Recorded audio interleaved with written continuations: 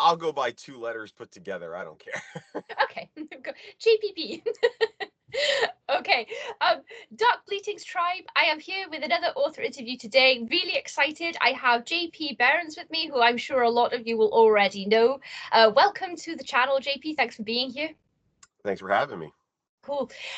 So I've reviewed a few of your books. Yes. Since the start of Happy Goat Horror. I think you were one of the first authors we reviewed, actually. It was back in Okay. the early days of the website. It was Not definitely early, yeah.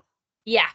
Um, and over time, I have been horrified and mesmerized in equal measure by some of your work. That's So cool. I was hoping that we could start with. We have a few books I'd like to talk about, but I was hoping we could start with your short story collection, We Don't Talk Anymore, and Other Sure. Dark Fiction. You bet. I was literally just talking about a story from this collection to my husband last night, In Okay. Science of Being Alone, Yes. um, which was one of my favorite stories of last year. I think it made my list, my top 10. I think it did, With, yeah. um, and it's so chilling. Do you want to tell people a little bit about it? So yeah, it's basically an apocalypse story. The Earth has basically been destroyed, and it's about one guy who finds a voice on like a little CB radio and is, just so shocked to find another human being that he goes on a trip to meet this person, and things go awry. It goes poorly for everybody. Oh God, it was one of my favorite stories, and it's just stayed with me. And I have to tell you that I enjoy a lot of short stories, but I hardly ever remember individual shorts anymore because as you can imagine, I get so many requests to review Yeah, anthologies and collections, and so yeah, last year I think I read something like five to 600 short stories, I would say. So very few like really stick around where like I oh remember yeah. the entire story, and this one keeps coming back to haunt me. You know, when it's quiet at night and then you're feeling, if you're not feeling your most cheerful, and then a bleak thought hits you. And this story is it's such good horror because firstly, my favorite horror subgenre is apocalyptic and post-apocalyptic. Yeah, Um, and I read so much of it, but I rarely see anything completely new. Like, I'm really surprised by anything in an apocalypse. So obviously I'm not going to spoil anything about this story for anybody, but yeah, you I was wondering how this was going to go wrong for this guy, yeah, and not in my wildest dreams could I have come up with the genius that you came up. Like, it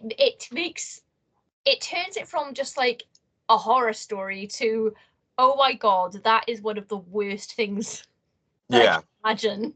So Yeah, when I write horror, it's kind of the direction I go. Is I'm like, okay, how can I really twist the knife here? And that was the way, kind of like, if I were in this situation, that would be quite possibly the worst thing that could happen. yeah, that has to be worse than anything. I couldn't think of anything like uh I couldn't think of anything that would come as more of a blow to me personally. Because you'd be so distraught. So, Yeah, oh yeah, it would just be absolutely crushing yeah. to go through everything that you go through, do everything that he does, and then end up where he ends up and be like, the hell happened here? Yeah, I really think that was such a stroke of genius as a way to round off what was already quite a horrific story. Yeah, I mean, well, I mean, yeah, but it comes from a lot of what's happening now. So it's like it's just taking a lot of the issues of today and extrapolating forward and saying this is the ultimate end game of how this could go wrong Yeah, and I in think any given system. it's so plausible is Yeah, is what's I mean, I could see it happen. There are parallels now with certain things, so exactly. Yeah. I mean, um I those parallels are one of the reasons I left Facebook, is that I can see a future where um, we're dealing with that exact. I'm trying not to ruin the story, but Yeah, we're dealing with a future where a lot of this kind of stuff is going to become every day. yeah, And and the fact that a lot of social media isn't doing anything to prevent it, and in some cases are actually enabling it. I was like, I'm out. I'm yeah. done. Thank you. Yeah, I know. I noticed that a lot of people are leaving Facebook, and I've seen people in droves are leaving Twitter or X, um, for similar reasons. Or Yeah. I've never been. I think I tried Twitter for about a month, and I was like, I don't really know. I feel like I'm yelling at them, like I don't know what's going on, so I came off it. Yeah, you're screaming into the void at Twitter most of the time. Honestly, Facebook's become that. The algorithm is really wretched, and it's just your stuff gets lost all the time. And now it's just nothing but ads. So Yeah, it yeah, was it really is. hard. Like my outreach was already strained on Facebook. So now I switched to Blue Sky because I recognize the need for social media, even though I kind of hate it. Hmm. And Blue Sky just launched Flashes, which is basically it's Instagram Hmm. version, and it integrates really nicely. So I was like, okay, I'll use that. And I have a Substack that's free that just goes out once a month and says, hey, here's what's going on. Here's what I'm doing.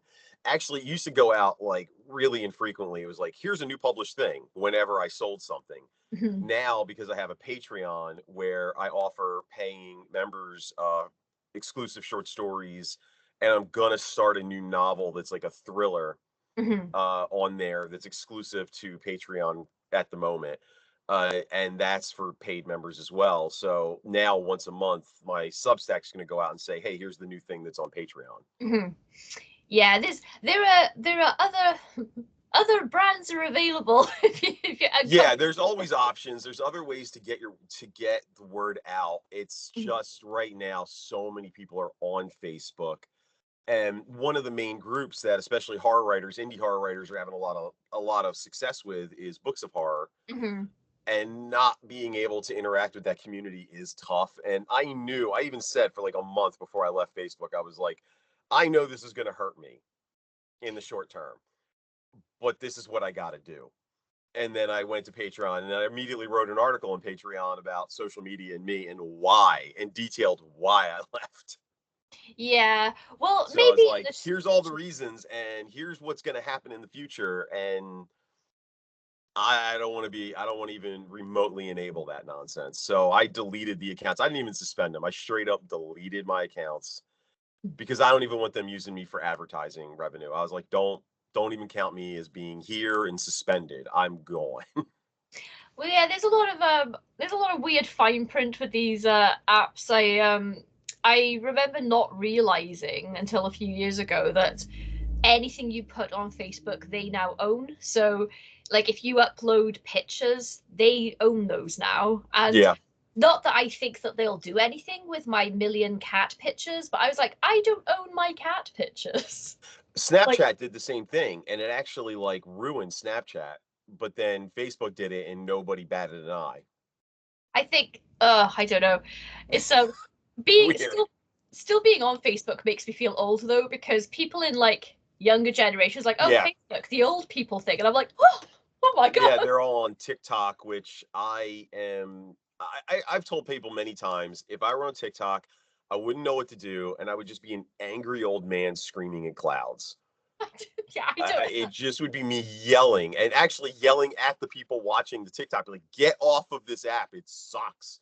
But Yeah, but now in the US, I don't even know what's going on with TikTok. It's so the whole everything is so nebulous right now with TikTok, and then the other one that just popped up, I can't remember what it is, red something, oh, but I don't know. I hear about it. I kind of keep track of it, but for the most part, I'm like, I don't want to record videos and post them constantly. Yeah, me I too. got writing to do. Yeah, I do have a Happy Goat Horror TikTok account, but I got on there and I was like, don't know what to do now because this isn't really my medium. So I Yeah, I mean, for you, it would be hold up the book and basically speak a review, yeah. and people will watch it. Yeah, I guess I could, but I prefer I like to talk a bit more about books, which is why I do YouTube videos, is because I'm not constrained by time. Absolutely. So a reel for me, people will be like, Jesus Christ, how long is she going to talk for? So, I have noticed that people like who do more YouTube stuff, they'll take excerpts of their YouTube video and pop them up as a reel and then direct people to their YouTube, which yeah, seems to work really well. maybe I'll try. I'm going on holiday at the end of the month, and I thought I'll have a look at my social media when I get back and Yeah, reevaluate what I'm doing. But sorry, we went off on a tangent then. Thanks to your fiction, though, making so. The other story that I really loved in that collection was The Vote, and by loved I mean was horrified by. yeah, Um, I feel like you have a really good flair for these, I say dystopian ideas, but dystopian in the sense of like I can fully see society going this way, yep, which is again why it's because it's not very far from where we are now. yeah. No, it's yeah. I The Vote is definitely one of the ones that people, when they like that one, are just like, that is terrifying. And Hmm. I always kind of shrug and go, yep.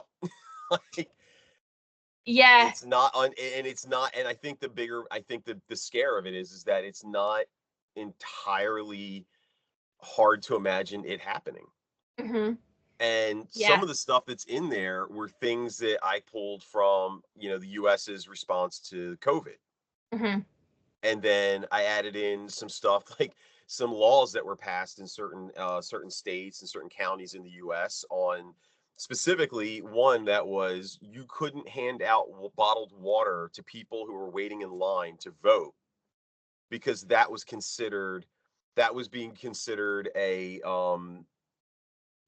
like a bribe for their vote. Interesting.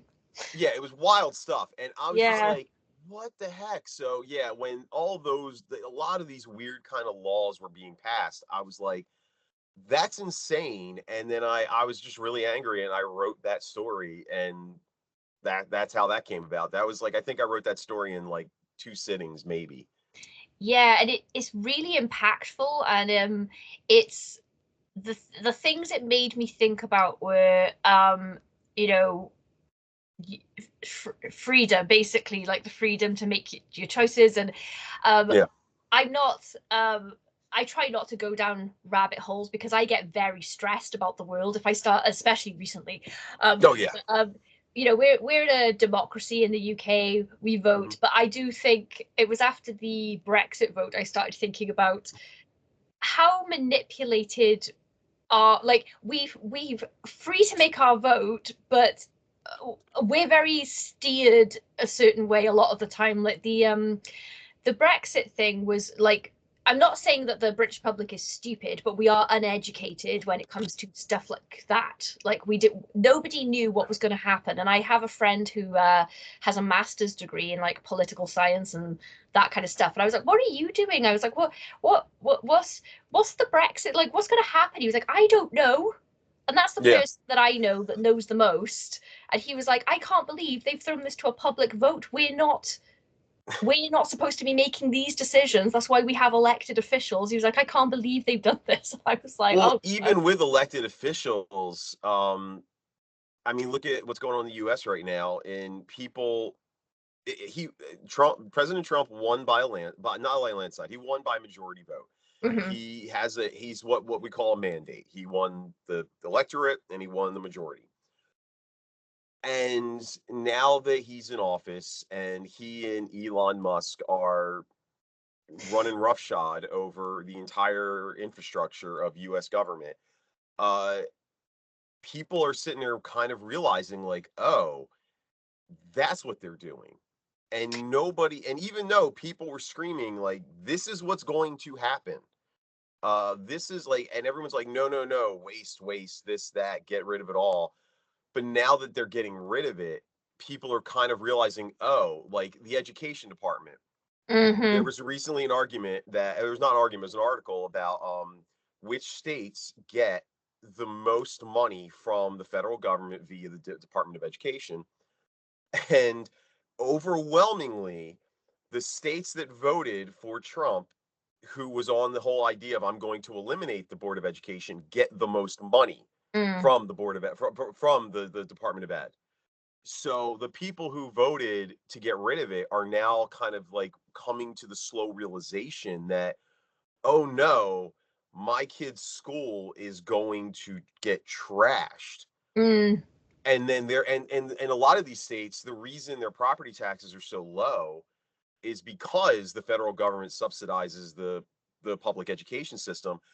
The only way the states are going to be able to fix that in a lot of cases is to raise property taxes. mhm.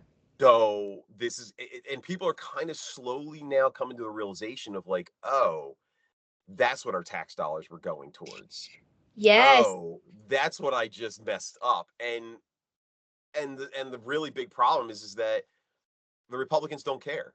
The conservative part, the Republicans are getting yelled at town halls, and they still go back to Washington and support what's going on, even though I mean I think it's going to ruin them. It, So it's a big mess right now. yeah, it all just it already feels dystopian to me because this is all like a lot of this stuff is because I'm not an I told you so person. So Hmm. when things start going horribly, I feel sorry for everyone affected because like Yeah. sometimes people just make bad decisions based on information they have. And the Brexit vote, I was there like it just seems to me like it's better to be part of something bigger for trade alone. And then it's the campaign that was being run here was you can save our health service instead Yep. of paying money into the EU. We'll keep all the money and save the health service, which was already on its knees. And literally an hour after the result came out that the vote was Brexit, the guy who ran the campaign went on live television, went, "No, we Oh never said yeah. that." And I just thought about Yeah. the number of people I know that work in healthcare that voted for it because they're Yeah. nurses and they thought, you know, and I was like, oh my God, and Yeah. it is proving to be somewhat of a financial disaster for everyone now. Well, I remember, so I'm a big video gamer and I'm a big board game. I play a lot of games. I remember when right after Brexit passed, uh on Kickstarter, if you follow a lot of video games on Kickstarter, a lot of those games are generally produced in the US, sometimes produced in the UK, sometimes in Europe. Mhm. And everybody who had purchased a game or kickstarted a game that was to be sent to the UK immediately were told, we either need to cancel your order or raise the shipping because the shipping of this just skyrocketed Yeah. and we can't afford to ship it now because it generally takes about a year between the beginning of the Kickstarter Hmm. to when you're actually going to get the game. And so in that course of that year, the numbers just blew up, and there everyone was like, "We need to raise the money. We either need to raise, we have to ask for more money for shipping, or we have to cancel your order and refund you the money." And Yeah. it messed up a lot of game companies because a lot of their orders were going into the UK, and even if they were coming out of the UK, the shipping was nuts. It's So sad, isn't it? Yeah, I have friends that were immediately impacted because they run small businesses and yeah, a lot of their customers are overseas, and then all of a sudden the cost, and they were like I have a friend who makes jewelry, and he was like, I don't want to pass the cost on to my customer, but I can't you can't. ship out of the UK now and Yeah. cover this myself to make. So I was like, oh, that was pretty immediate.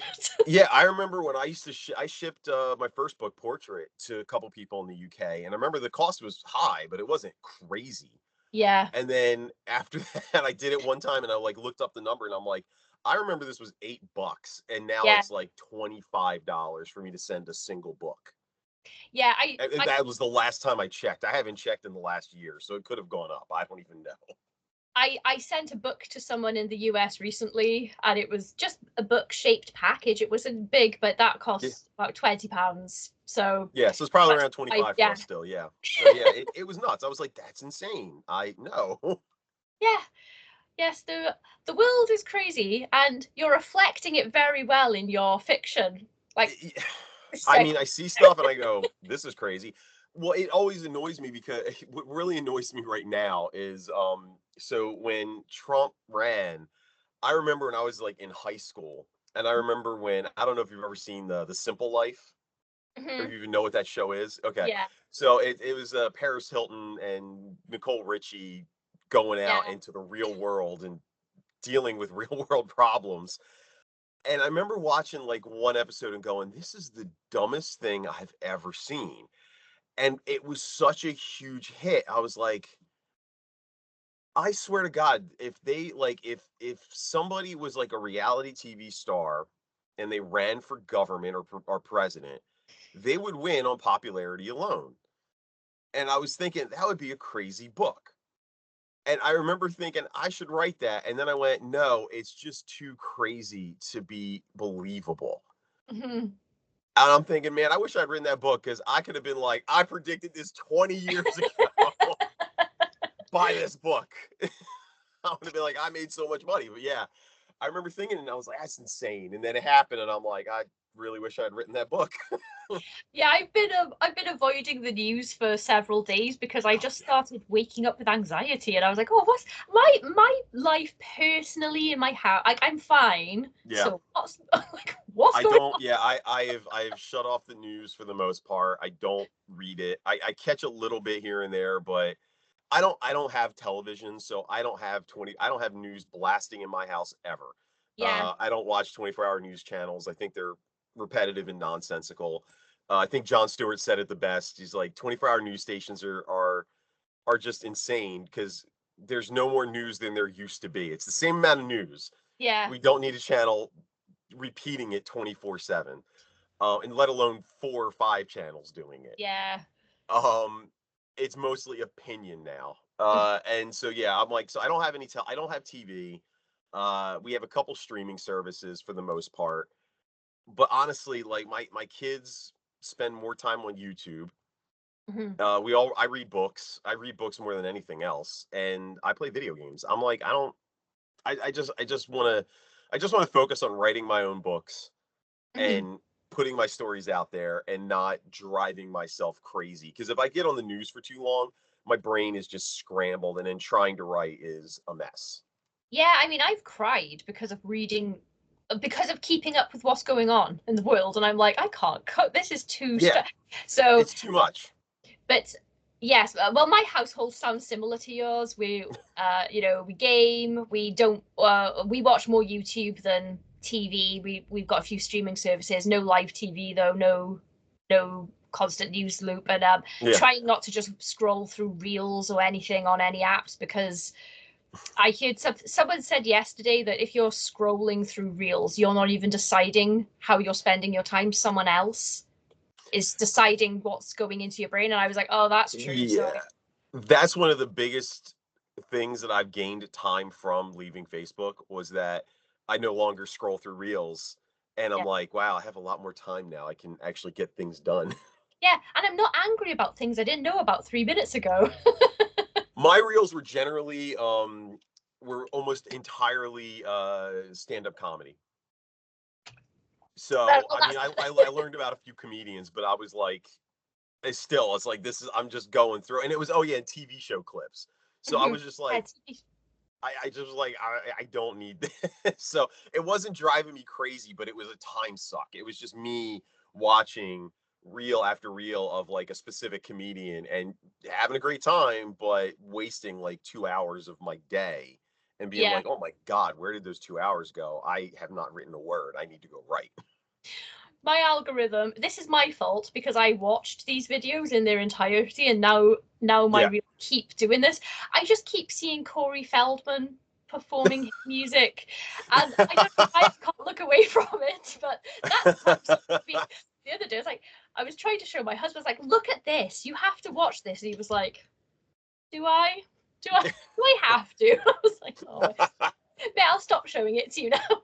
Um, Yeah. yeah, so yes, well, I and other readers are grateful that you choose to spend your time writing Yeah. horrible fiction for us instead, because it's weirdly, despite the kind of stuff you tend to write, it is preferable to the real world a lot of the time for me. So, um, Weirdly, yeah, you're right. Well, like it's funny because most people know me for horror, But one of the things I'm working on edits for, I'm like cutting another 10,000 words out of if I can pull it off, is a young adult or new adult fantasy Hmm. that I'm trying to get done, and I'm working on right now a urban fantasy adventure story that's kind of like American Gods but focused on worldwide folklore, Hmm. and it's a lot of globe trotting. So it's all over the place. So I'm kind of steering a little bit away from horror, but there's always that little element of darkness in every one of my stories. Yeah. And I think the biggest change, the biggest I think that biggest step of like really indicative of where I'm going is the Travis Daniels series, Hmm. Hmm. which you read the first one and the second one's out in June. Yes, Missing in Miskatonic. Is that Yes. how I say that? Yes. Yeah, okay, good. My pronunciation is terrible when I've seen a word for the first time because of reading it. Oh, Uh, okay, yeah. so yeah, so this is something that I picked up on as I've been reading your fiction. So the first thing I read of yours was Portrait of a Nuclear Family, Yep. which is very savage, Yeah. quite visceral violence and horror and bloodshed in that, and the subject matter is might be sensitive for some people, and there's a lot in that. And then I Yeah, read well, your so like my pitch at book shows is it's we need to talk about Kevin yeah. meets Mommy Dearest with taxidermy. Yes, so I made that comparison, and I did have other reviewers for my site at the time. Yes, angry goat. Angry Goat's trotted off now. He's just stopped being so angry. So it's just me on my lonesome now. But I did also read it, and I also drew the we need to talk about Kevin. If that got more savage on a sort of local level, a household level. If it kept going, yeah. If it Yeah, kept going and Mom went crazy, yeah, yeah. So there was so that was the first book I read by you. So then I expected the next book to be similar in style, and then it yeah. was your Nope. yeah, and then it was your short story collection, which was much more uh equally as horrifying, completely different type of horror for the most part. I found it more like existential, um, more I was going to say real world, but Portrait of a Nuclear Family is very real world. But Yeah. just very close to home for a lot more people, as in like things you relate to, like the things It you can. was yeah. So the idea behind We Don't Talk Anymore was that it was supposed to be a little of everything. So you Mhm. had existential horror, you have a body horror in there, Yeah. you have a mashup that's just fun, but Mhm. Yeah. also like kind of disturbing, but fun. I mean, it's as Nietzsche and Van Helsing fight a Baba Yaga. That's Yeah. insane and just funny, you know. And then yeah, you had like a weird kind of Hemingway-esque zombie story, Mhm. and then the final story of the collection is a kind of a YA horror story that isn't super horrifying, but it's a little heartwarming and it's interesting, but it's still horror. And it's for Yeah. kids and it's safe. But I did a little everything, and it's funny because everybody has had a different favorite short story in that book. Mhm. There's not been a single story that people have picked out and said that's my favorite. And I found that really nice because that was kind of what I was going for, and it makes me feel good because some of the stories that I thought were kind of weak were ones that people were like, "I love that story." I'm like, "Thank God," Well, because I was a little concerned about that one, and they were like, I "No, know that was great." I'm like, "Awesome." I noticed it because I never look at other reviews until I've written my own review, but then I go because then I'm like curious and I want to talk to people and stuff. Oh And I yeah, of did I course. did notice that everyone's got different favorites, and I actually think that that's the mark of a really good short story collection. Yeah, I was happy Uh, about that. yeah, it's a I think it's a really good compliment to you as an author if the favorites are differ from Yeah, person to person, because then there is nothing that's like marked out in your collection that's like that's weak, if that makes sense. yeah, Like so everyone has different tastes, but you've appealed to like quite a broad range of people and horror fans.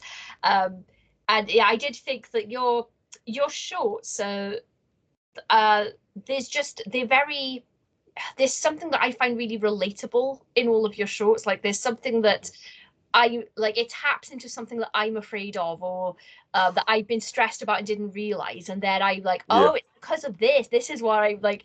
So it was really effective. And then then I read Missing in Miskatonic, which is completely different again Yeah, horror, but yeah. it's that has the yeah, so like a PI is investigating a It's hardboil detective. It's like hardboil noir detective crime story yeah. with supernatural elements. So I Yeah, it like was to say it's Raymond Chandler writing in Lovecraft's world. yeah, and it was really interesting because I typically don't enjoy PI stories. I don't know why. Hmm. It's because I was never into the mystery genre, or, like the Sure. PI stuff at all. But I already liked these previous two books from you that Hmm. I read. So I was like, oh no, this isn't going to be this isn't going to hit the marks of the things I don't like about PI stuff, if that makes sense. Like I kind of Okay, trust sure. you to take me somewhere I didn't expect because you always take me somewhere I don't expect, and you did. And Good. so something I really liked. I don't know if this was just me, but there's like this vein of humor running through that one for me, where like not like laugh out loud like Hmm. you watch a scary movie or something, but there was like a maybe it's just your sense of humor, It might but be. there was like an undercurrent. It was like dark, but they were just like little bits that like made me smile, but also it's like on a bedrock of like someone's gone missing. Some And like general sarcasm because that's that character. Travis is just like a grumpy old man yeah, and like being everyone's being got a grumpy. touch of irony. Yeah, like the kind of stuff that makes me laugh. But Yeah, it was yeah, it was just such a good interesting combination of subgenres and cool. like lots of different stuff going on in that one, and it was shorter than it was. That was a novella, was it? Missing in Miskatonic. So Miskatonic was about 19,000 words. It was a novella. yeah. Um, the next one that comes out in June is called Murder in the Monashi Mountains. Hmm. And that one is that one takes place in the Pacific Northwest in Washington State, Hmm. right along the Canadian or little under the Canadian border, and it's going to deal with Canadian Sasquatch, Native American First Nation werewolves, and greedy lumber barons in 1929. So Cool. it's and it was that was a rough one to write because everything in it was like the First Nation peoples that I use, the Okanagan tribes, they're real people. Hmm. And I use their language, which is a real language, and it's on the verge of extinction. So finding someone to help me with it was fun. Hmm. And then it takes place in legitimate towns that I had to go and reach out to historical societies to get me information in maps from like 1929 Hmm. to show me where things were so I could get it accurately right. And then I changed stuff that needed to be changed for just narrative reasons. Like the sheriff of the town is not the actual sheriff at that point in time. Hmm. I needed somebody who would help me with some of the narrative aspects and some of the conflict that was going to be between the townspeople who were on the verge of unemployment, the lumber yards, and the Native Americans who live locally. Hmm. So yeah, it was kind of loosely based off of things that happened in. I don't know if you saw the movie or read the book, but Flowers of the Killer Moon. Oh no, I haven't seen that. So yeah, that's a true story about another Native American group in the Midwest of the U.S. that saw all the other tribes losing their reservations and having them ripped from them in half and sold off by the government. So this one tribe realized this is going to happen to us, so we need to figure something out. They went to Washington and they negotiated, we'll give up head rights to the oil Mm. for a commission, and you can sell off the plots, and people can get the oil. And they ended up becoming incredibly wealthy, but and then people got really annoyed, so people started hatching plans, and there was another law involving where Native Americans weren't considered mentally aware enough to manage their own finances, so they'd have to have an estate handler who was generally a white person. Mm. And there were some laws involved where the money couldn't be, if somebody died, the money couldn't be inherited by anyone else. It had to be someone within the tribe unless they married somebody outside of the tribe. So a lot of people started marrying into the tribe and then actively killing their spouses to inherit the money and the head rights. Oh and my there's just a massive conspiracy in the town that was being perpetuated against this tribe, and it took years for the FBI to like prove it, to go down there and investigate it and prove what was going on. And so yeah, there's a book about it. It's great, but there's also a movie that Scorsese did with DiCaprio and De Niro. God. Wow, I cannot believe that I haven't come across this. That's Some wild. wild stuff. Yeah, I read a lot of it's called, I guess, creative nonfiction. So Hmm. it's nonfiction stories written in a very novella kind, or novel kind of way. Yeah. And I love that stuff, and I read a ton of it. So like when I get stressed out about a lot of stuff going on right now, I always get to think back on the books I read and go, well, you know what? This kind of stuff has happened before, and we got through it. So I'm gonna just chill and take care of my family and make the financial moves I need to make to survive this. Yeah. And it's all temporary. Yeah. Yeah. I Uh, just got to do what I got to do to mitigate it for now, and make sure that it's repairable in the end. yes, just to safeguard as much as possible, and yeah. Oh, with your, I was actually going to ask you what you like to read because you write. Uh, I think that people who aren't very familiar with horror tend to just lump horror as just all one thing, when Yeah, actually there's like dozens of subgenres and things you I've can do said with it. before, horror is a spectrum. Oh yeah, yeah, for It's a sure. wide spectrum, all the way from splatterpunk, extreme splatterpunk, to now cozy. Yeah, yeah, yeah. And it runs it. And cozy, I think, I don't know if I'm always debating on what side of comedic horror goes on the side of cozy. I Hmm. think comedic horror is a little bit more to the end of the spectrum than cozy is, but just barely. Yeah, and because you write in a lot of these subjects. So like no two of your books so far for me have been alike at all, apart from I enjoy your writing style, so it doesn't really matter to me what your next book is about. I'm Thank going to read goodness. it, and that Yeah, that's the goal. yeah. That's why, So because like I when it's funny because when I was selling Miskatonic, Crystal Lake, the editor of Crystal Lake, read it and went, "Dude, this is nothing like Portrait." I went, "Yeah, I know." And he was like, "I'm a little concerned about that." And I said, "I get that, and let me just make it worse for you. I will never write something that's the same, like ever. My problem is I'm very easily bored. So when I finished Portrait, a lot of people have asked me, when are you going to have a sequel like Portrait? And I went, probably never, mhm, because I'm kind of bored with that now. Like, if I ever come up with an idea that excites me, then sure, I'll write it. But honestly, I have other stuff I want to do that I find more exciting. mhm, Like the fantasy, doing a YA fantasy. And even the YA fantasy, it's planned to be a 7-book series, mhm, and every single one of the books is different. mhm, It's Chronicles of Narnia is a series of books that all take place in the same world, but they jump in time. mhm, That's exactly what this series is going to be, is a series of books that happen in this world called Avarath, that jump in time to the point where it literally jumps to like the first book is medieval fantasy, and then one of the next books is going to be straight up like steampunk industrial evolution revolution, and then cyberpunk, and then this and that, and I just keep an urban fantasy, and I'm going to change the genre every single book until I mhm, get to the last one, which I plan to make time travel. mhm. So I just like, guys, I'm gonna do this, and I already know that I'm walking down an incredibly difficult path. But in the end, I want to make it so that people are buying my books because they're me, Mhm. not because they're part of a specific series that I'm writing, or because they're a specific genre. Like, I want people to trust that I'm gonna write a good story and you're gonna enjoy it. And here you go.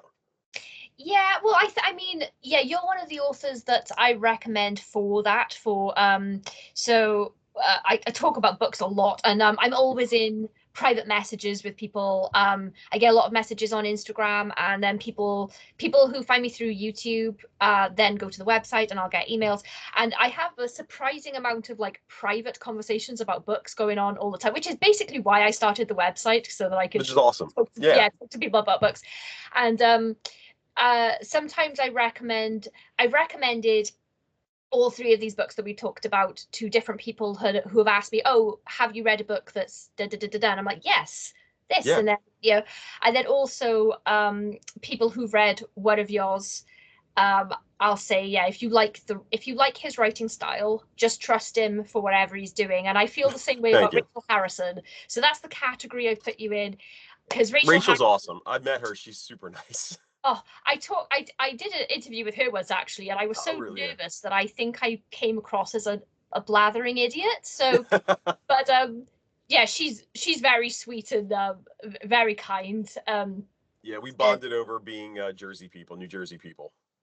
yeah, As soon as I found out she was from New Jersey, I was like, "Oh, we need to talk." yeah, she's cool. I think I was just enamored because she appeared on my screen and she's so beautiful that I was like intimidated all of a sudden for some reason. So I Oh was like, no. oh no. But yeah, She's an she was absolute very sweetheart, though. kind, Yeah. accommodated. But yeah, she writes in every book that she writes is uh totally different subgenre, and she's kind of hitting all of my favorite supernatural subgenres. Oh, really? Yeah. Yeah, I love how she changes it up so much. I'm like, that's really cool. I really dig her stuff. And I like I said, I love how she changes things up.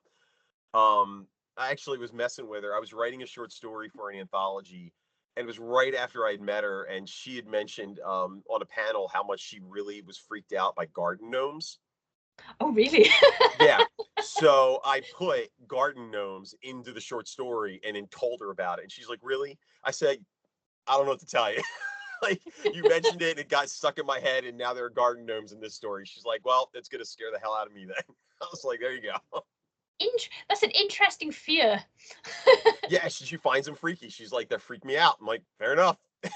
I Like, love gnomes.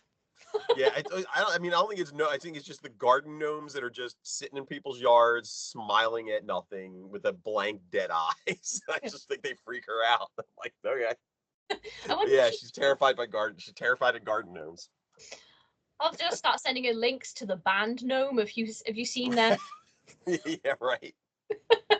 um, yeah. So yeah. Sorry, I digressed again. But yeah, you're That's one of fine. those authors for me where so Portrait of a Nuclear Family. That was a bit too brutal for me for my regular tastes, but it was Sure. nothing to do with how you told the story. It was just there are some things that just make me go, oh god.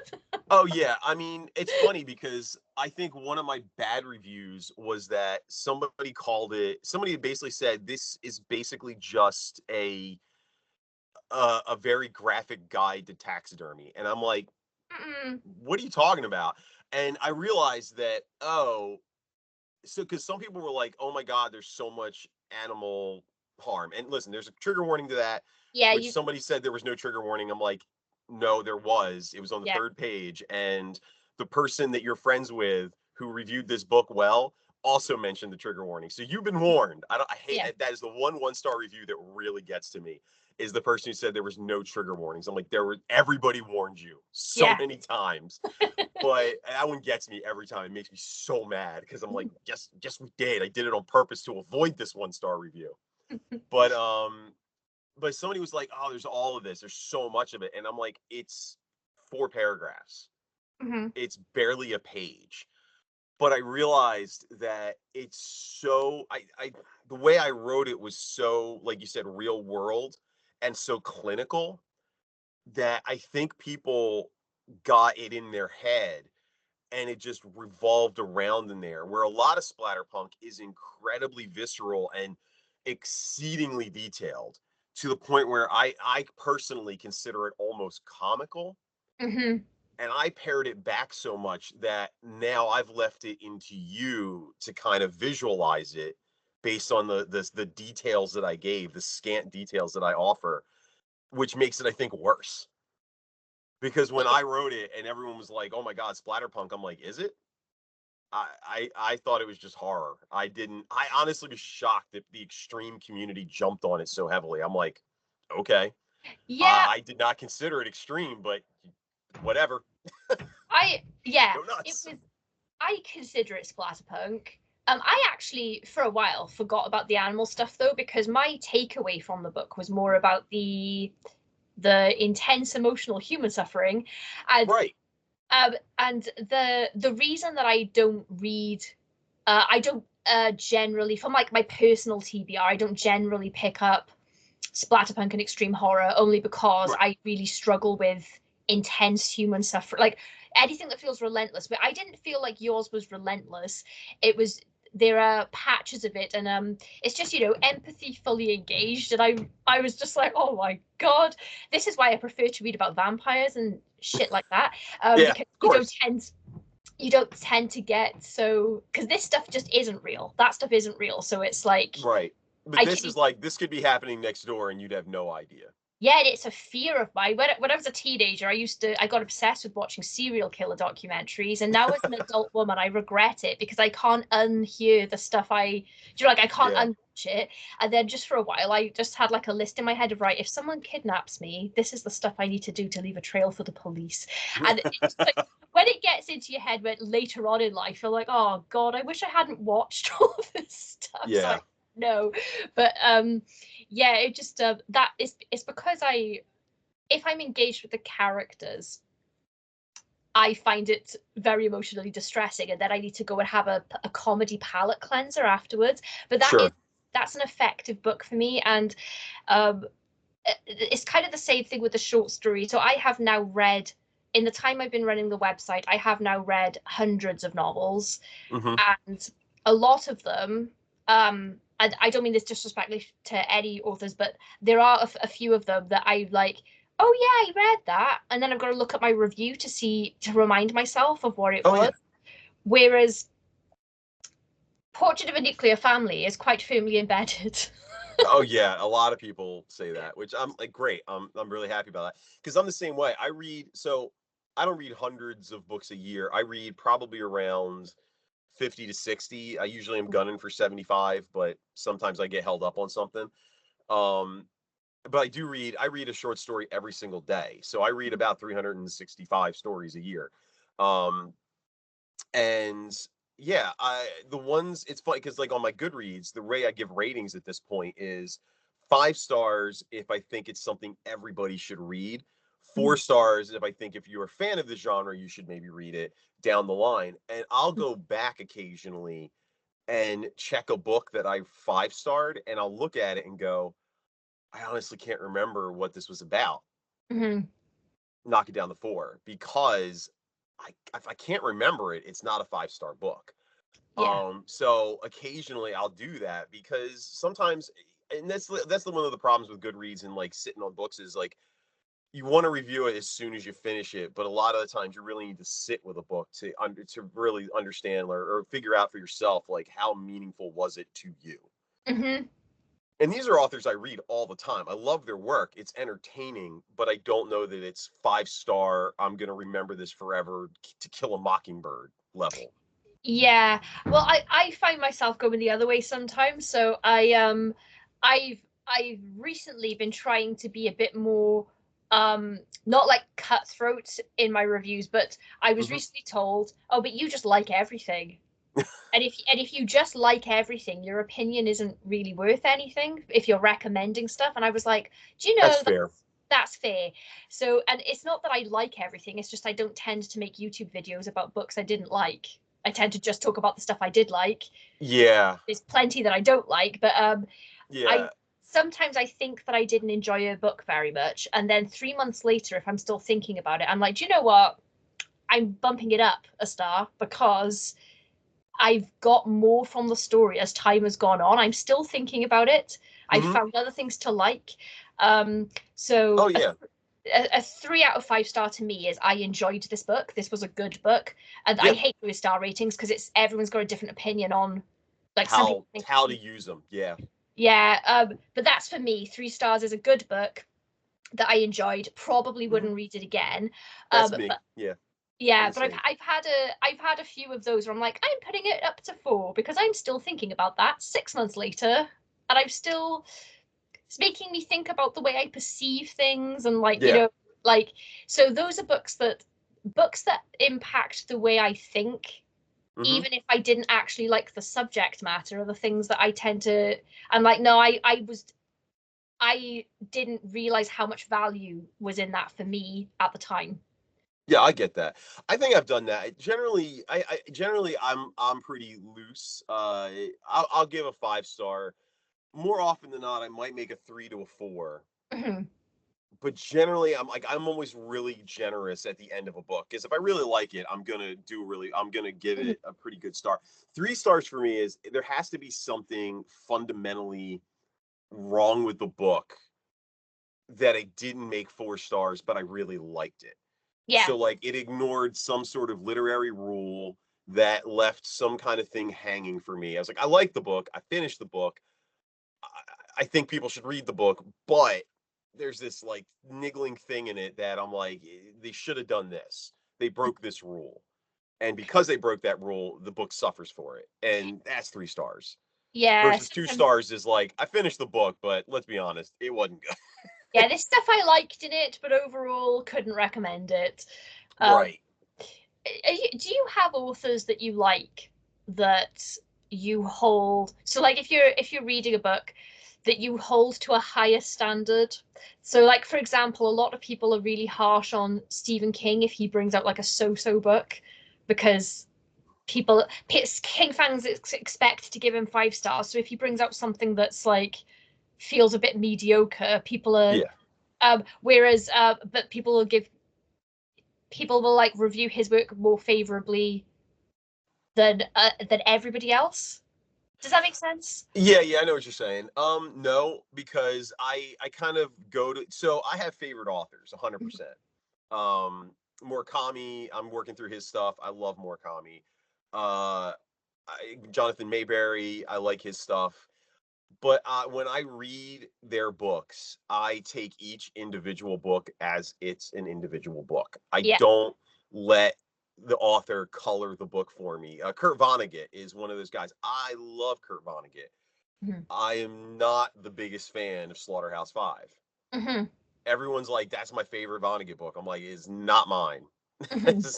I've got other books of his that are my favorites. That ain't one of them. I like it. I think it's a great book, but I'm not gonna be. But I take each book individually and read it. And there's one book that he wrote that I think is good, but I think it's really bad. It's like his worst book, and a lot of people still give it 5 stars because it's Vonnegut, and I'm like, this is like a 3 star book at best.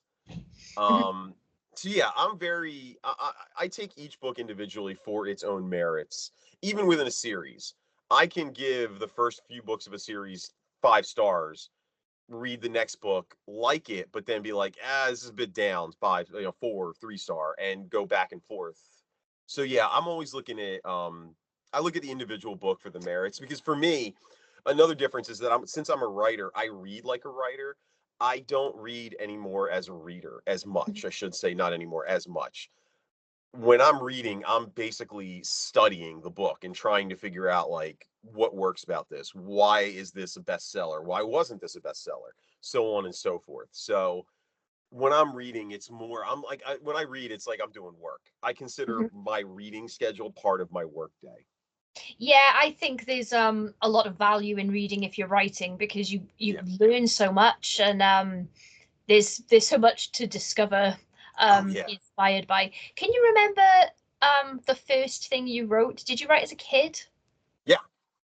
I can. Yes. So you read one of the stories, which was one of the first ones I ever wrote. There's a couple stories that I can never publish because not just because they were bad, but because they actually use existing IPs. So Oh, this okay. was it was like fan fiction before fan fiction was a thing.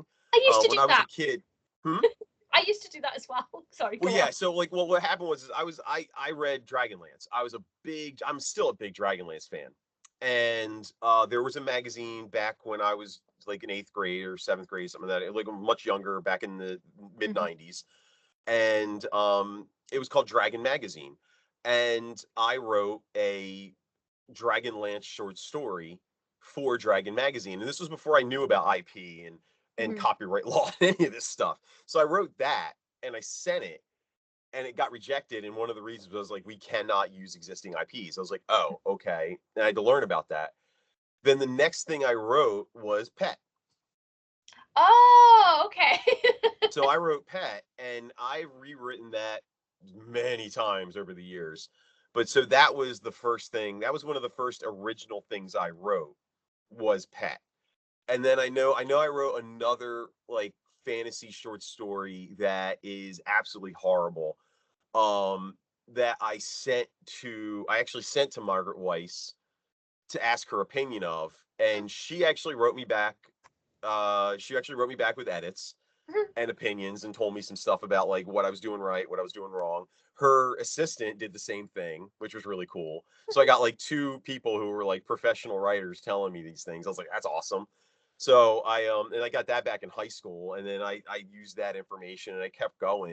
And yeah, so it's just slowly over the years I kept writing stuff, and a lot of it was hot garbage.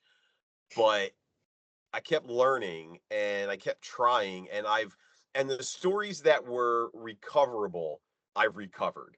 Hmm. Some of the stories that were just unsalvageable have gone to the wayside. Like I had a very Twilight Zone sort of short story that I've since deleted because it was unsalvageable. It just couldn't be done right. It would work really well, I think, as a Twilight Zone episode, but as a short story, it was like, eh. Yeah. So yeah, it was. So yeah, I mean, sometimes you got to be able to abandon some stuff. But yeah, that Pet is one of the first short stories I ever wrote, and that's one of the ones I've held on to and rewritten Mhm. several times over the years until I finally, got it to come out. That's so cool though.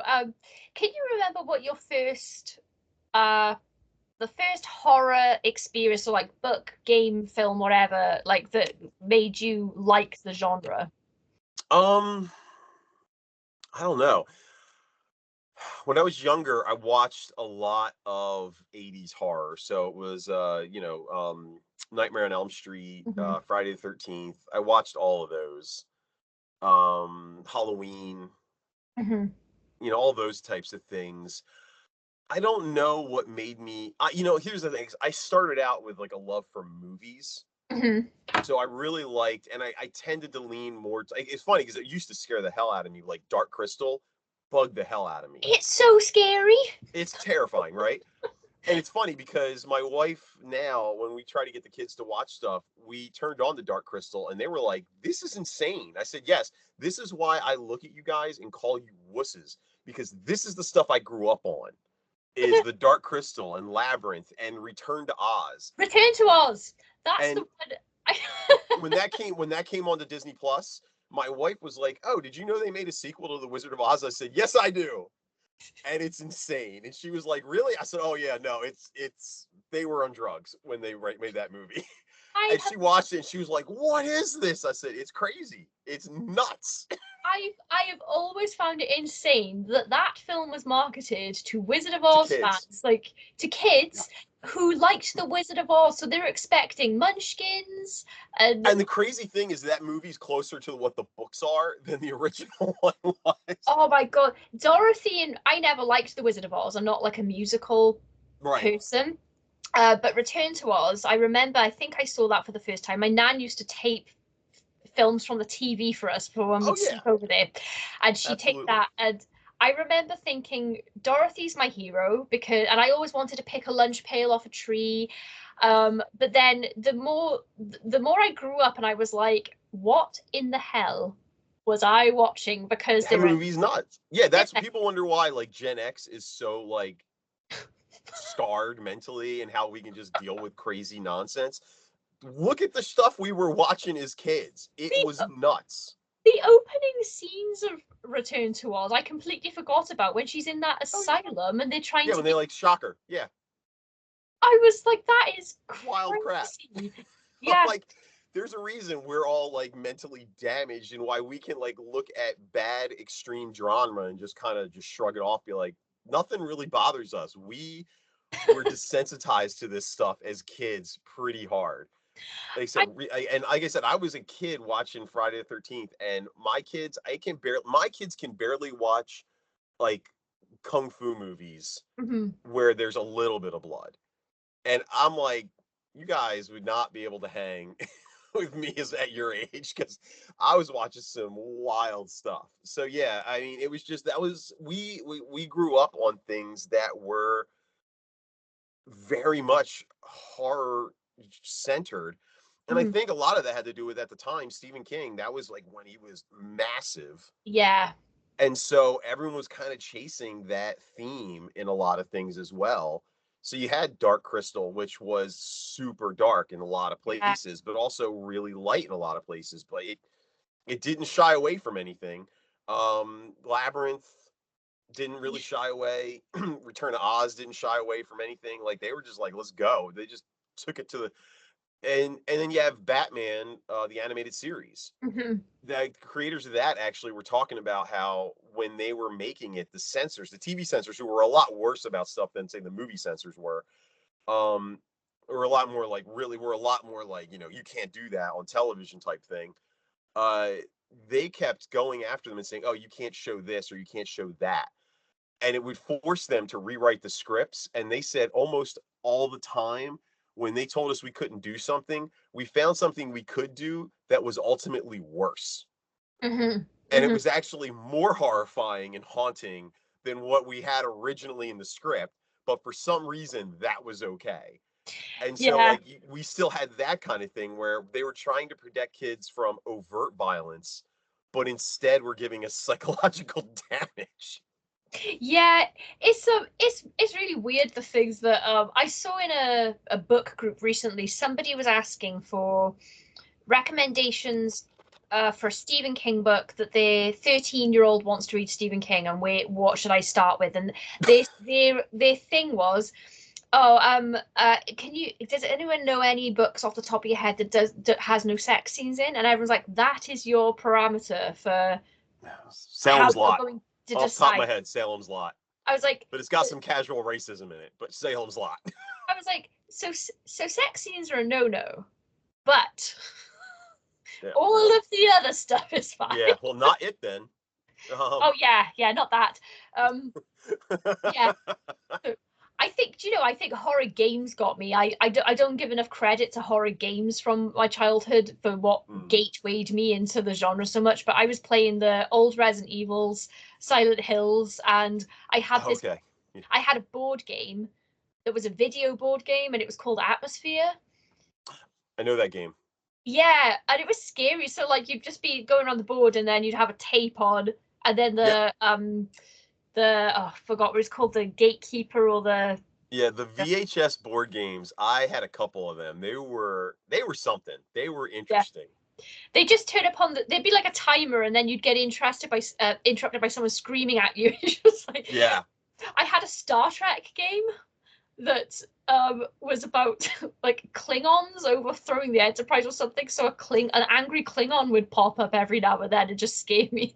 Yeah. Just, yeah, they were Yeah. fun. I have a lot of those internet games. One of the ones I played as a kid was called Dark Tower. Oh And it was yeah. a game that you had this giant dark tower in the middle. And a company recently has been like remaking some of those classic games. So they did Escape from Fireball Island, Hmm. and they did Return to the Dark Tower, which I have, and my kids love it. And you have this giant dark tower in the middle of the table, and it does crazy stuff, and it spews out little skulls that you have to put on buildings and stuff. And I'm like, I love these games, and my kids have gotten into it. I did play Call of Cthulhu for a while, Hmm. the board game, but my kids were a lot younger, and it was really difficult to find people to play it with because it's such an insanely difficult game Hmm. and it takes a long time. And so I ended up having to sell my collection of Call of Cthulhu.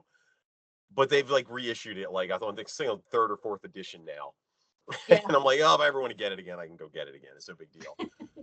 But my kids are still not like super into Lovecraft. Like they read Missing and Miskatonic and they really enjoyed it, but they're not like. But like I think my oldest tried to read a couple Lovecraft stories and was like, meh.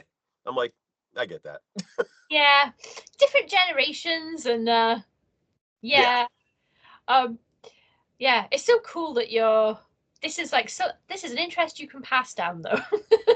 Yeah, well, I've told my kids, I'm like, I have a massive library. So one of the things I've been like, once I'm paying off all of my American sized debt, one of the things I want to do is I want to build a legit library in our house, and we're going to convert like the small garage into a larger library and put all the books and games in there and everything. And I've told my kids, like, listen, I will never sell my books. They are meant for you. Hmm. When I die, you can do whatever the heck you want. But while I'm still breathing, these books stay. And they're like, but you have so many. I'm like, yes, I have over 3,000 books. I don't care what you do. You're not selling them until I'm dead. And they're like, okay. Yeah, I have I made a will when I got my house, which that seems a little bit morbid, but I was advised to, and I was like, oh yes, I Oh yeah, will. you need to do that stuff. It's morbid, but it's necessary, unfortunately. I Especially when got you have kids. Oh yeah, well I got childish with mine, so I did have a few things that, like, I wrote letters to a couple of people that might get my things, and I was like, Hmm. I have a list of books that are signed, that are worth money. I will Yeah. not part with them. But if you don't want them, these are the ones to not just throw into a charity shop because. Yeah, I need to do that. I've got a bunch of my dad, he's fairly successful, and when I first published story was Screams in the Night, Mhm. and which is also in We Don't Talk. And when I published that, I guess his way of being really being supportive was to then read it, see that it was a Lovecraft story, and go, okay, he likes Lovecraft, and bought up a ton of Lovecraft Arkham House collectible stuff. So now I've got a ton of incredibly expensive, really worth a lot of money Lovecraft paraphernalia and miscellanea and everything else. And I'm just like, okay. So I'm sitting on all this stuff and going, all right. So like I told my kids, I'm like, all this, if you ever sell it, do the research because it's worth a ton. Like Yeah, I one mean, of these books is worth like 5 grand.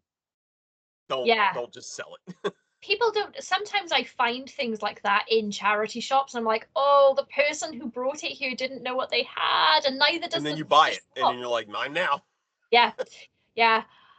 Yeah, I have to update some notes. I think I've acquired a few things over time.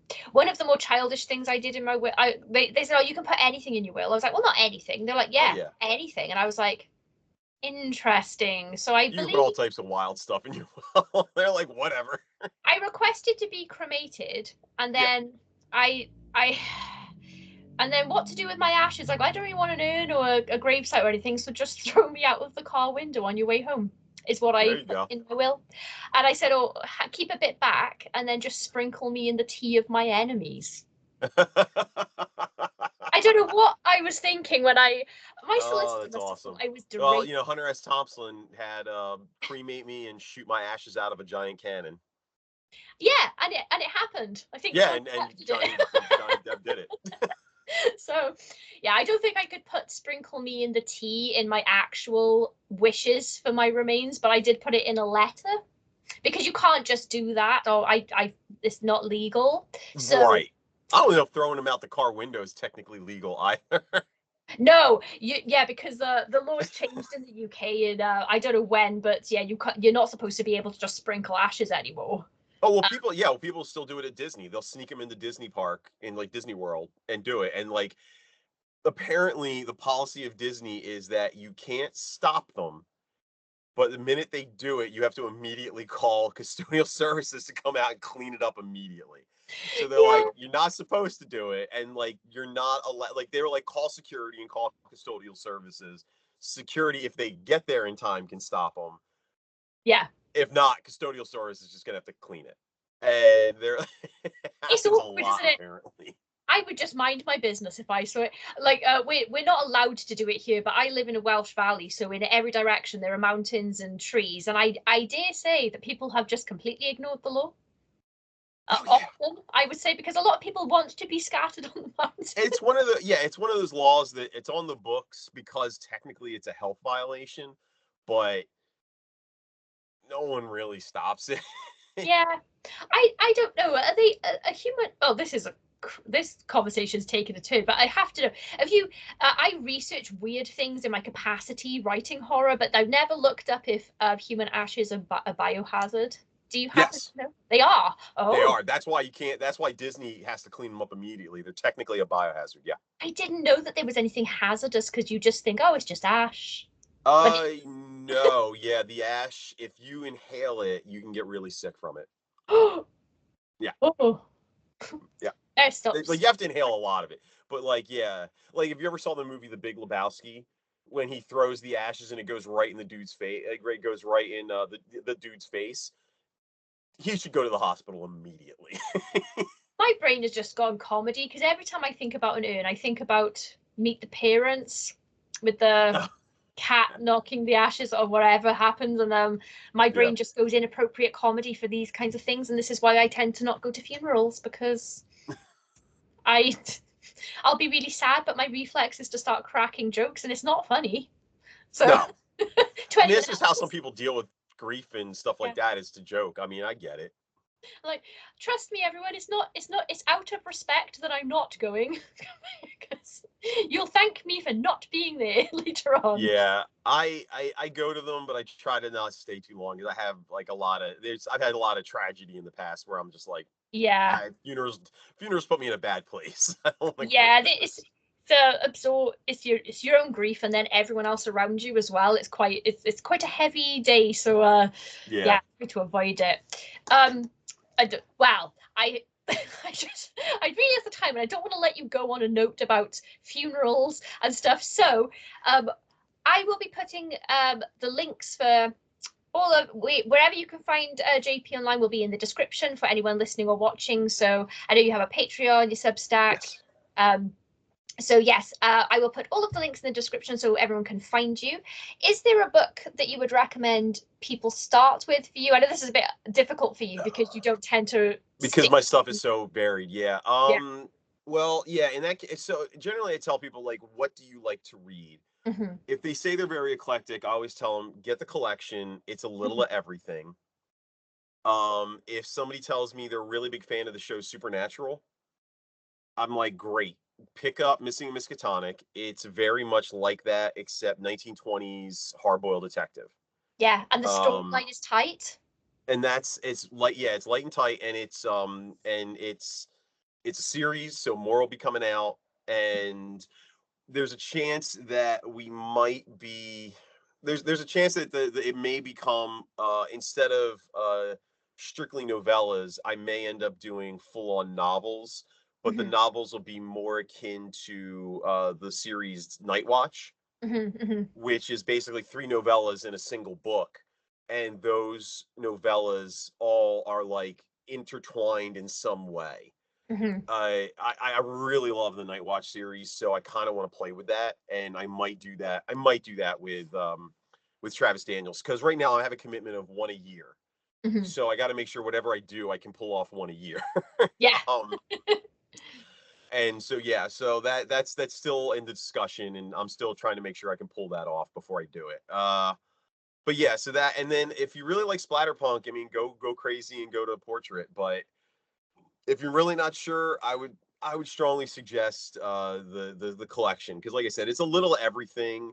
Hmm. Um, Even the Nietzsche and Van Helsing story kind of is almost in the same, is kind of very similar to what Travis Daniels is. Hmm. So I mean, you'll get a little everything from that, except for splatterpunk. The closest thing to splatterpunk in that was the body horror, which was can't remember the name of the story right now, but it was the dad who got electrocuted and started seeing stuff.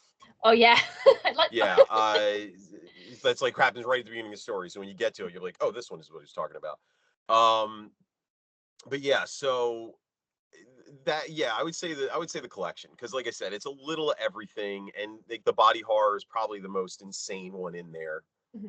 that I can think of off the top of my head, and it'll give you an idea of everything I write, even to the point of like YA. Hmm. So you'll get a sense of the different voices and the different approaches I take to most of my fiction.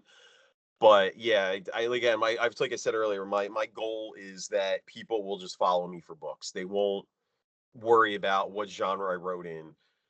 people who like portrait will turn around and maybe go read my YA fantasy because they were like, you know what, I really like JP. I'm going to read that YA fantasy. And I've had people who have read it as beta readers, and they were like, it's awesome, and your villain is horrifyingly scary. I'm like, great, Yep. sounds like a plan. So I was like, yeah. So people have enjoyed the stuff even when they've given it a chance. People have really Yeah. liked it.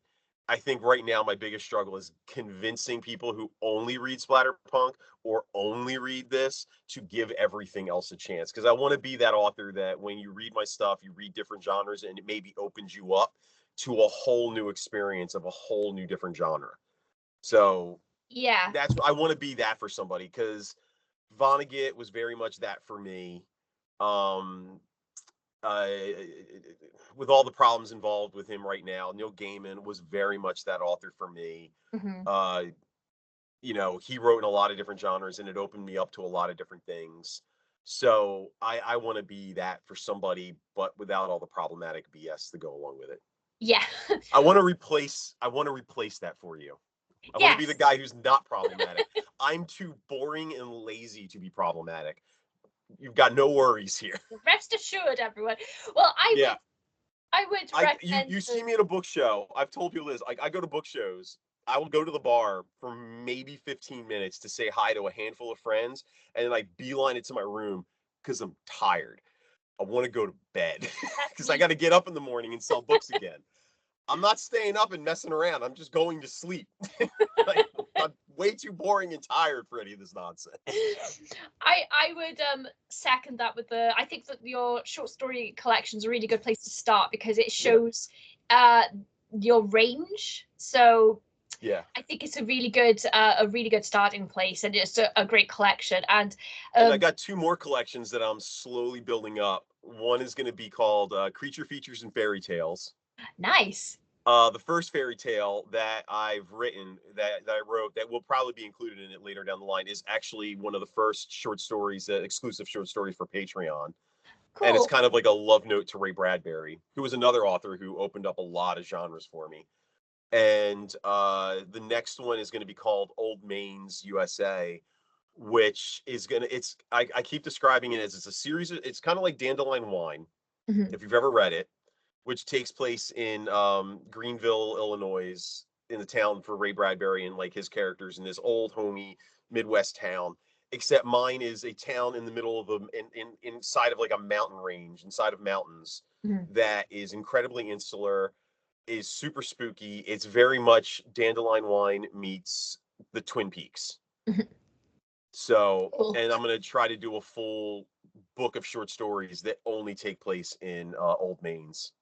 That sounds So I got amazing. those two short stories that I've got those two collections I'm slowly building up short stories for. So if you join the Patreon, you'll see those coming out as I do them. And then and yeah, actually Old Main's the first Old Main story is in the collection. It takes a village. Mhm. Oh yeah, yeah, yeah, yeah. Okay, so cool. Right. So yeah, as the final thing I would like to say about your work, as far as recommending it to other readers, is that I am very much one of those readers that might not have picked up your work um, had you not introduced yourself to me, because I wouldn't have picked up. But I mean this as a compliment. I'm going somewhere with Right. this. So, No, that's um, fine. Portrait of a Nuclear Family, I wouldn't have picked up because it's just of a subgenre I try to actively avoid. Of course. However, really glad I read it because my takeaway from it was I got a lot out of that book, and um, I was horrified and entertained in equal measure, and Nice. introduced me to your writing, which I really liked. So then when I got to your collection, I was really excited to read it, despite that first book from you that I'd read not being in my wheelhouse. Right. So if you're a reader that's worried about that kind of stuff, I would say just try to just clear out any sort of like preconceived ideas you might have, and just give something a shot, because I'm having a really great time with your books. And like I I'm said, glad. like the PI stuff isn't my normal wheelhouse either, but I really enjoyed this. What I mean, like, so yeah, you never know. Yeah. I tend to not read a back cover synopsis because I get put off books that I would love if I actually Back read cover them. stuff is so hard to write. I Yeah. absolutely hate writing it. The next one is definitely more hard-boiled detective Mhm. than supernatural, but it's still got a lot of supernatural stuff in it. Like I said, you got Sasquatch, you've got werewolves. I promise you there is going to be a werewolf battle in the story. Yes. There's some wild it gets nuts, but there's a lot of development. There's way more character development in the next one, in the second one, than there was in the first. Mhm. There's some extra characters, and I'm starting to flesh out the magic system a bit more that is in this world. I'm fleshing out more of the larger universe that Travis is now walking through and having to deal with. Mhm. And and I'm also fleshing out like maybe start part of the larger story that's going to go across most of the books. Mhm. Because right now it's very much like the first season of a television show where I'm introducing characters and I'm introducing the world. And this book may seem like creature of the week sort of book, but there is a plan and it's going to grow and I'm going to bring it all together. And there's like all these little tiny arcs and there's going to be one large arc that I put together. So fans of Babylon 5, it's very much like I look at that show and I'm like, that is the perfect way to build a 5 season show. And Mhm. that's kind of the route that I'm taking with the book. So yeah, I'm slowly trying to build it up and make it into a larger world because I do want it to be this really big epic story that comes together much like like a large mystery that eventually comes together. So yeah, I'm a big fan of Babylon 5 and Doctor Who and Yeah. stories like that. And like some of the best seasons of Doctor Who are the ones where you get to the final episode and then you look back and go, oh, they've been building this the whole time, like Bad Yeah. Wolf in the first season of the redo. I'm like, I love that stuff. So I'm very much trying to slowly build that up and hopefully people enjoy it. And you'll certainly be getting an arc once I get the arc. Yay. I was about to ask. Oh yeah, no, Yeah. I actually when I left Facebook, I went through and I found everybody who's reviewed my stuff, like all of my stuff, and I have like just an email, Mhm. the group email that I'm like reviewers, and so now I just those are the people who guaranteed are getting the book. Oh. And they're the people who always are going to get my stuff every time for free. They're always going to get the ebooks, the arcs. There's no reason not to, because all of you have been super supportive and helpful, and it's been wonderful. Um, so yeah, like and I'm having and like you said, I'm having a hard time with carrying over a lot of the splatterpunk people to the collection and to the Travis Daniels series. So it's a struggle right now trying to get everybody, and I knew it would be, trying to get everybody to take the gamble and jump on the book. Mhm. Luckily, both Travis Daniels and We Don't Talk Anymore are available for free on KDP. Mhm. So if you have a KDP account, you can Yeah. read it for free. You don't need to buy it off the top. And then you can find me at a show and buy it from me there and I'll sign it. And I give away a lot of free stuff at shows. I give stickers, I give away a free bag, a Mhm. free tote bag if you buy books from me. I don't have it down here. I just made a little notebook Mhm. that's got my self-publishing arm insignia, which is a book open with a skull and a quill going through it, and it says "Write or Die" on it. And I give that away if you buy all 3 of my books in one sitting. So you get that. You get like $15-$16 worth of free crap if you buy my books. I love extra swag. That's what we call it. Yeah, I give swag out all the time. I am all about it. So yeah, if you get me invited to the UK, I will for a show in the UK. I'll come out and I'll give you a bunch of free stuff. Yay! Well, you've heard it here first, everyone. So that's your job now. Start emailing the relevant people. Seriously, get me invited out there. Have them fly me out because I'm poor. Like you said, like you wouldn't have picked my stuff up normally. As an indie, I think that is the biggest hurdle for any indie author is that it's really hard to get the marketing and the promotion and to get people to give your book a chance. A Yeah, it's hard. lot of people have their favorite authors and they buy them exclusively. And I see that a lot at book shows where people will bypass my table without even glancing at my stuff and go straight to somebody they know. And I'm like, I get it, but there's a lot of us here and we have some stuff you might really be interested in. So giving people a chance, at least talking to the authors gives you an idea. because the back Yeah. cover, like I said, back cover stuff is so hard to write, and you're writing it in a fashion that you're trying to sell it and make it Yeah. intriguing. Versus if you talk to me, like I can't write on the back of Portrait of a Nuclear Family, "This is We Don't Talk Anymore meets Mommy Dearest with taxidermy." I would get sued. So I can't do that on the back of a book. But at a book show, you talk to me, I can pitch it that way, no problem. Yeah. So yeah, so I mean, yeah, definitely meet me, and I'm always available to talk. And you can join my Patreon for free, and I have a group author chat. So for free, you can talk to me. So Mhm. go Yes. nuts. Well, yes, I'm really so happy that I was introduced to your stories and your work, JP, and I really enjoy it. And yeah, I personal vouch for like stuff that isn't normally in the stuff I like to read, but I will pick up everything you bring out. So yeah, I really enjoy your stuff, and I'm sure other people will as well. And Yeah, so yeah, everything everywhere you can find JP will be in the description for you, so you could just click and get to him and chat to him, harass him online, you know, whatever it is that please. you want to do.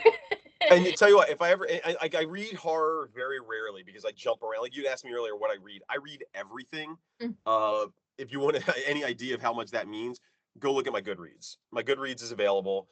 I read everything. Mm. But if I read anything particularly horror oriented in the future, I will write up a review and I'll send it to you to help you out a little bit because I know that you're having a hard time keeping up. So, Oh, thank you. I'll, That's whew, yeah, I thank don't you write so reviews much. that often, like at all. So I will write up reviews for you. I said I would do it if I had time, and if I come across something that I think would fit for the website, I will write it up and I'll shoot it to you. Oh, thank you. That's amazing. Of Um, course. thank you. I could Listen, keep I you. like to support people who support me. I'm very big about that. So I like to put my money where my mouth is. So I will do that whenever I have a chance. Oh, thank you very much. Mhm. um, thank you again so much for doing this. I could keep you here all day chatting away about all I this know. stuff. There's always, you can always just schedule another. I mean, like I We got can the book talk coming about out in it. June, so we can get together and talk about that book when it comes out. Yes, definitely. Yeah, we'll set it up and definitely do that. Looking forward to it.